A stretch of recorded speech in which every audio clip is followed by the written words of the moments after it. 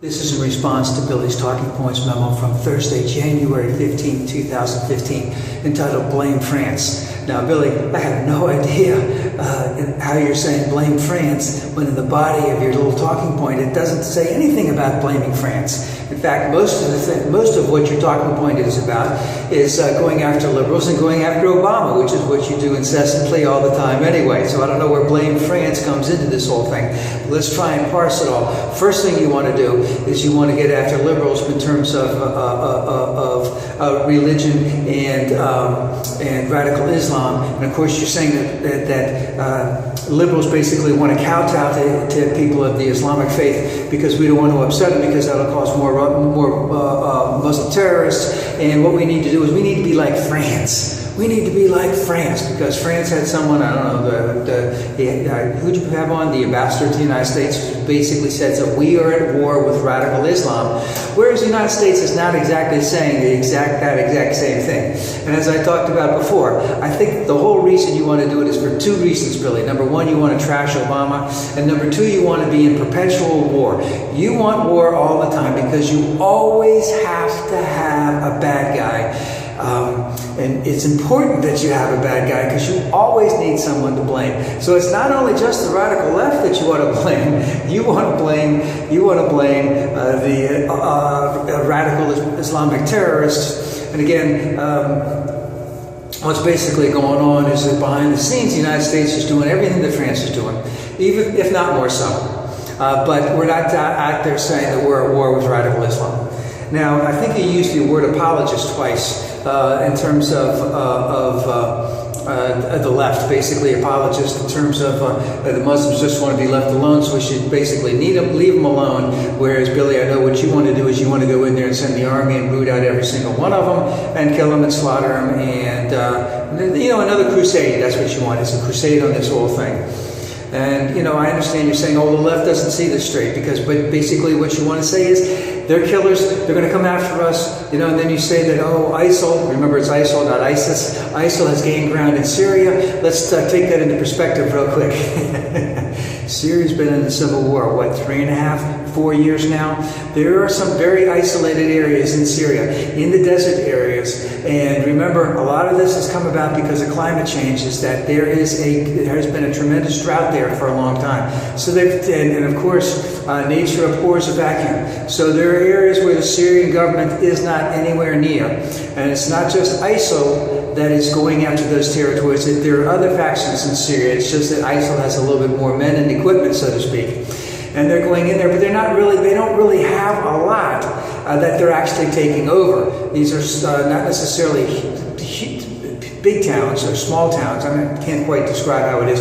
But again, they're in the desert. There isn't a whole lot of commerce. There isn't a whole lot that they can take over. Are they taking it over? Yes. But are they landlocked? Yes, they're landlocked. There's not a whole lot of much more area they can take on. So, again, you're saying that the left can't see things straight. The left knows and is behind the fact that Obama is going to fight day in and day out to get rid of all these people from ISIL and any other people who might want to do us harm. And, of course, as we pointed out before, or as I pointed out, has been pointed out by many other people, much more eloquently than me, is how many do we have that were killed in Africa by Boko Haram? Approximately 2,000 people. Excuse me. So what else? There's a lot of other things that can be done, that need to be done. The left is not apologizing for anything. You're just saying that they're apologizing for things because you want to have a bad person to go against. So you bring up another person, Nicholas Kristof, who writes in the New York Times. Again, you're calling him an apologist again. He writes a lot on international affairs. He's written a lot on a number of different things.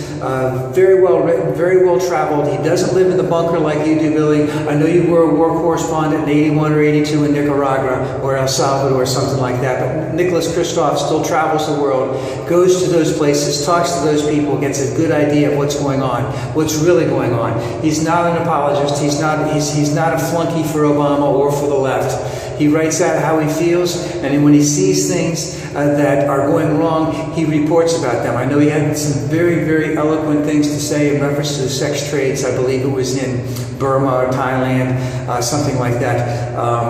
Really breaks your heart, to see these young women who are traded into this type of thing. But that's not neither. He's not an apologist for the Obama administration at all. But again, you just want to lump people in something because they're not following in line with exactly what you have to say. And Billy, when you say that anyone who doesn't follow your idea is dangerous, I don't know what you want. You want Obama to declare we want war, we want to stay in war, we want more arms, we want more munitions, we want to increase the military budget, we want to kill them. Is that what we want? If that's what you want, I guess that you are.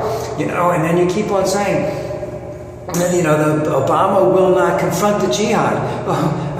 Again, as I like to say, day in and day out, he's doing a lot more than his predecessor ever did in fighting the jihad. Because his predecessor, a man you followed quite a bit. You were a flunky for it. Took us into a war we didn't need to be in. Even you're acknowledging that now. I don't know how. I should check and see exactly what you said. From November 2011 or September 2011 all the way through till March of 2003 in terms of whether or not that was a good idea to go in there. But what did that do? That created more of a vacuum. That created more, more things to go wrong, especially in terms of